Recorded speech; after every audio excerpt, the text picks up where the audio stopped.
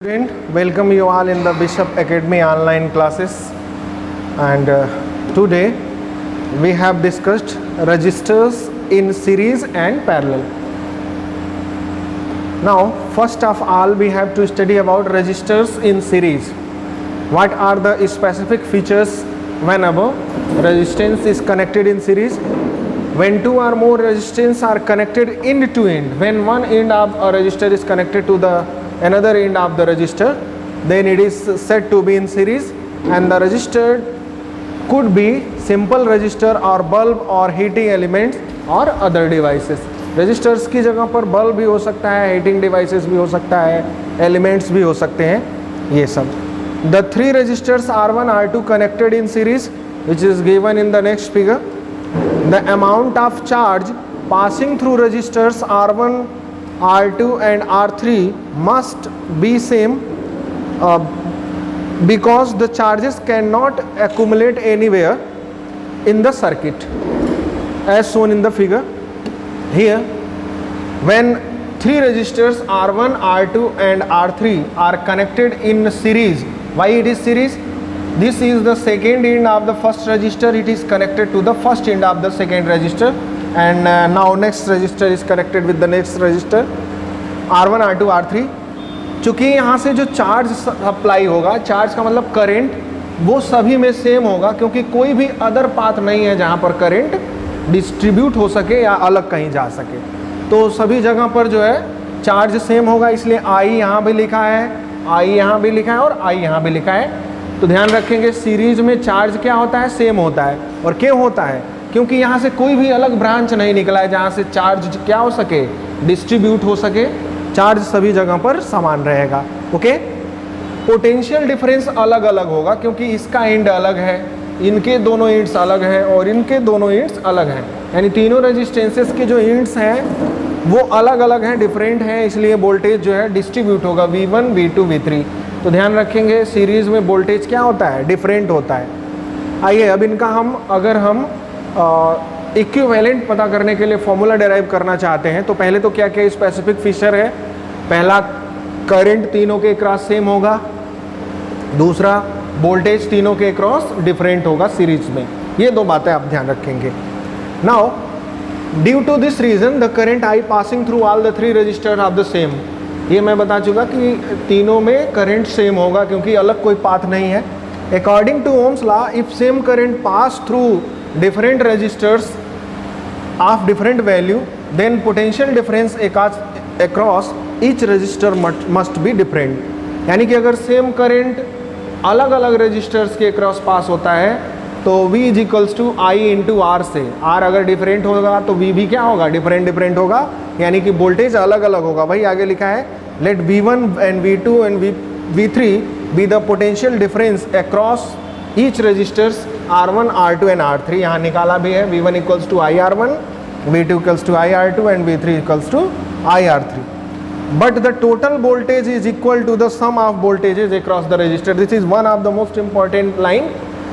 सारा जो अलग अलग तीनों के क्रॉस जो वोल्टेज होगा V1, V2 एंड V3, उनका जो सम होगा वो नेट वोल्टेज यानी जो अप्लाइड वोल्टेज है उसके इक्वल होगा. यहाँ पर हम देखते हैं यानी कि V equals to V1 plus V2 plus V3. V1 का वैल्यू आई R1, V2 का value I R2 and V3 का वैल्यू आई R3. ये सब सब्स्टिट्यूट करेंगे, आई सब में कॉमन है, कॉमन ले लेंगे तो V इक्वल्स टू आपको मिल जाएगा. अब अगर सपोज कर लिया जाए कि जो टोटल पोटेंशियल है वो टोटल रेजिस्टेंस RS के अक्रॉस अप्लाई किया गया है तो हम V के प्लेस पे लिख सकते हैं I इंटू RS. यहाँ पर V के प्लेस पर जैसे ही हम I इंटू RS रखेंगे तो आई कैंसिल हो जाएगा, बचेगा हमारे पास RS equals to R1 plus R2 plus R3. आप क्लास 10th में भी पढ़ चुके हैं कि सीरीज में जो रेजिस्टेंसेस का सम होता है वो R1 plus R2 plus R3 होता है.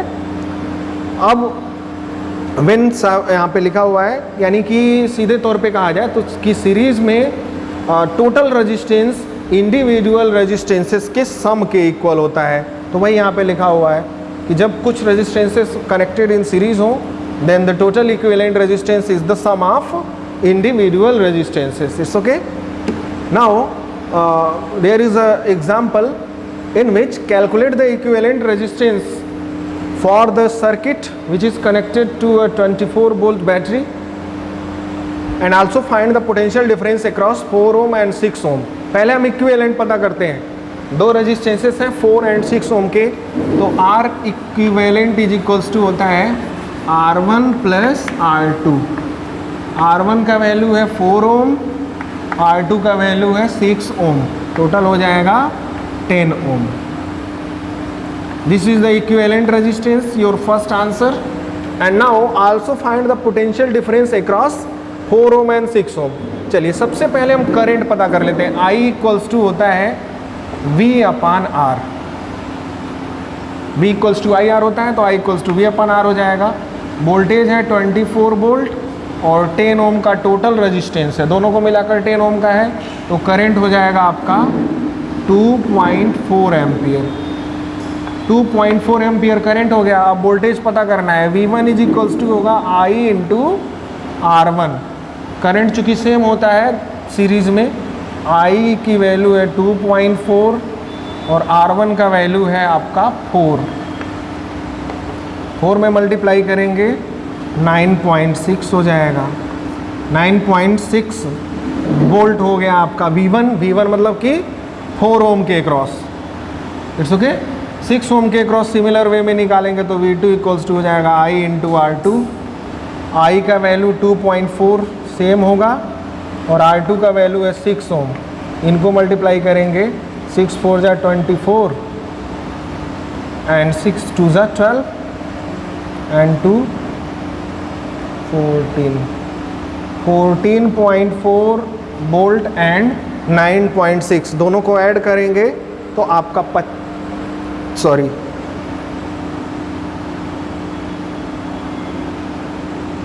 24 होना चाहिए दोनों को ऐड करने के बाद. 24 12 14, ठीक है. 14.4 वोल्ट ये जो है आपका हो जाएगा, दोनों को ऐड करेंगे तो आपका हो जाएगा 24 वोल्ट.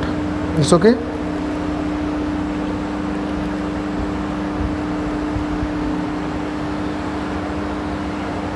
और 9.6. Okay.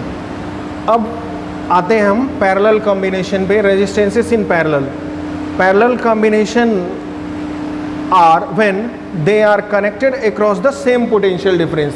whenever all resistors are connected across the same potential difference, then it is called parallel, or in other words it is said to be when all resistors are connected at the same point, are connected at the same end, are connected between the same ends, is called parallel combination. This is parallel combination because the first resistance and second resistance, the ends of first resistance, first and second resistance is connected at a single point, and second end of the resistance is connected in a single point, then it is called parallel. If this is connected across a battery, the potential is same because there is the same end points. दोनों ही resistances का जो and है वो same point पे connected है, इसलिए दोनों के क्रॉस पोटेंशियल डिफरेंस सेम होगा. अब करंट जो होगा वो डिफरेंट होगा, क्योंकि आई करंट अगर यहाँ से जा रहा है और इधर I1 करंट अगर चला जा रहा है तो इधर जो बचेगा वो I माइनस I1 करंट ही जाएगा. यानी कि दो पार्ट हैं यहाँ पर चार्ज जो है एक्यूमुलेट हो जाएंगे, इसलिए जो है करंट दोनों में डिफरेंट होता है पैरेलल में. तो ये चीज़ यहाँ पे लिखा हुआ है. पहले चीज़ दिया हुआ है कि दोनों का पोटेंशियल डिफरेंस सेम होगा और करंट दोनों में सेपरेट होगा, इसलिए करंट को I1 I2 I3 से लिखेंगे. It's okay. और जो टोटल करंट होगा यहाँ पर I जो टोटल करंट है वो I1 और I2 के सम के इक्वल होगा. It means if I2 current is flowing through this circuit then I equals to I1 plus I2. It means the net current flowing through this circuit is always sum of the current flowing through individual resistances. It's okay. Now these three resistances R1, R2 and R3 are connected in parallel. Whenever it is connected with a battery which supply I current, I1 current flows through first resistance, I2 current flows through second resistance, and I3 current flows through third resistance, because there are separate branches. और separate branch होने की वजह से current अलग अलग flow होगा। जबकि इनके जो एंड पॉइंट हैं, तीनों ही रेजिस्टेंसेस के जो एंड पॉइंट हैं वो देखिए तो एक ही जगह आकर कनेक्टेड है, इधर से आके सब एक जगह, इसलिए तीनों पर पोटेंशियल क्या होगा, सेम होगा और वो अप्लाइड पोटेंशियल के इक्वल होगा। तो जैसा कि मैंने बताया कि जो नेट करंट होगा वो इंडिविजुअल करंट के सम के इक्वल होगा। तो यहाँ पर दिखाया गया है I equals to I1 plus I2 plus I3।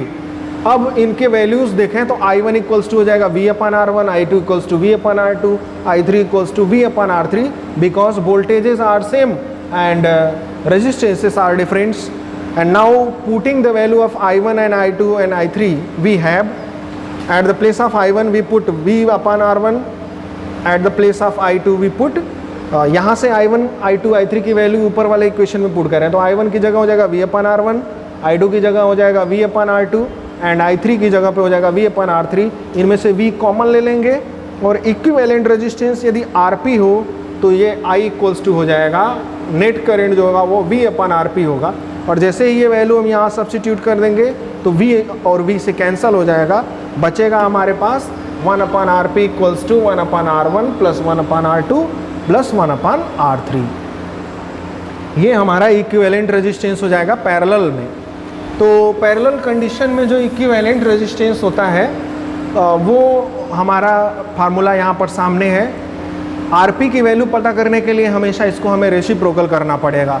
एक और ख़ास बात जो कि इस पॉइंट में भी लिखा हुआ है कि जो RP का वैल्यू होगा वो किसी भी सबसे स्मॉलर रेजिस्टेंस यानी R1, R2 और R3 तीनों में से जो सबसे छोटा रेजिस्टेंस होगा उसका जो इक्विवेलेंट होगा उससे भी छोटा आता है। तो यही लिखा हुआ है, thus when a number of resistors are connected in parallel, the sum of reciprocals of the value of resistances of the individual resistor is equal to the reciprocal of the effective resistance of the combination। It's okay, जैसा कि mathematically यहाँ पे लिखा हुआ है वही word में यहाँ पे लिखा हुआ है। दूसरी चीज़ कि मैंने बताया जो इक्विवेलेंट रेजिस्टेंस होता है वो किसी भी जो सबसे स्मॉलर रेजिस्टेंस है उससे भी छोटा होगा, lesser than the smaller resistance.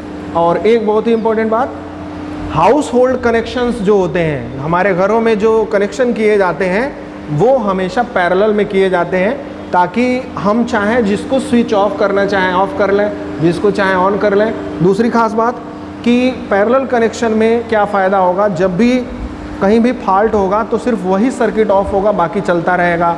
तीसरा बेनिफिट ये होगा कि पैरेलल में वोल्टेज हमेशा सेम रहता है हर एक रेजिस्टेंस के क्रॉस, हर एक डिवाइस के क्रॉस। तो वोल्टेज सेम रहेगा तो हर एक अप्लायंसेस को प्रॉपर वोल्टेज मिलेगा, एक बराबर वोल्टेज मिलेगा, कम या ज़्यादा नहीं मिलेगा। तो ये खास बात होता है, यानी कि हमारे घरों में जो कनेक्शन किए जाते हैं वो पैरेलल किए जाते हैं। और एक numerical example 2.9, calculate the equivalent resistance in the following circuit and also find the current I1, I2 and I1 and I2। तो देखिए सबसे पहले इक्विवेलेंट अगर हमें पता करना है तो पैरेलल में इक्विवेलेंट होता है 1 upon RP equals to 1 upon R1 plus 1 upon R2। Value put करें, 1 अपान R1 की वैल्यू है 4 ओम और R2 का वैल्यू है 6 ओम। दोनों का एलसीएम लें, 6 एंड 4 का 12 ले सकते हैं। 4 3 जा 12, 6 2 जा 12, it means this is 5 upon 12। This is the value of 1 upon RP। Now RP equals to 12 upon 5, 12 upon 5 ही रहने देते हैं। ये हमारा इक्विवेलेंट रेजिस्टेंस हो गया, पहला आंसर। दूसरा पूछा है करेंट। पहले टोटल करंट पता करना है तो वोल्टेज आपके पास पता है, V इज इक्वल्स टू होता है I इंटू RP। I का वैल्यू पता करना है हमें I, तो I इक्वल्स टू हो जाएगा V अपान RP। V का वैल्यू है 24 वोल्ट की बैटरी लगी है, RP का वैल्यू है 12 अपान 5 ऊपर चला जाएगा, ये कैंसिल होगा 2, 10 एम्पियर। टोटल करंट यहाँ पे 10 एम्पियर फ्लो हो रहा है। It's okay. अब आपको I1 पता करना है, I1 इक्वल्स टू हो जाएगा V into R1। I1 equals to V into R1। Why this is V? Because voltages across parallel resistances are same. Voltage दोनों के अक्रॉस 24 ही रहेगा, सेम होता है। तो वोल्टेज है 24 और R1 का वैल्यू है आपका V equals to I R होता है, I इक्वल्स टू होता है V अपान आर, सॉरी, तो V का वैल्यू है 24 और R1 का वैल्यू है आपका 4। 6 एम्पियर करंट होगा आपका R1 के क्रॉस। एक आंसर ये है, एक आंसर है आपका इक्विवेलेंट ये है, और ये I1 रहा। I2 का वैल्यू हो जाएगा V अपान R2। V का वैल्यू है 24 और R2 का वैल्यू 6, 24 अपान 6, 4 एम्पियर। दोनों को जोड़ देंगे, 6 और 4 10 एम्पियर भी आ जाएगा, यानी कि ये आंसर जो है करेक्ट है। तो इस तरह से हम इक्विवेलेंट पता करते हैं और उनके क्रॉस करंट आपसे पूछा जाता है पैरेलल में, क्योंकि वोल्टेज तो सेम ही रहता है पैरेलल में, और सीरीज़ में आपसे वोल्टेज पूछा जाता है क्योंकि करंट सीरीज़ में पैरेलल रहता है। Thank you for watching. Assignment of this video will be uploaded on the Google classroom और व्हाट्सएप।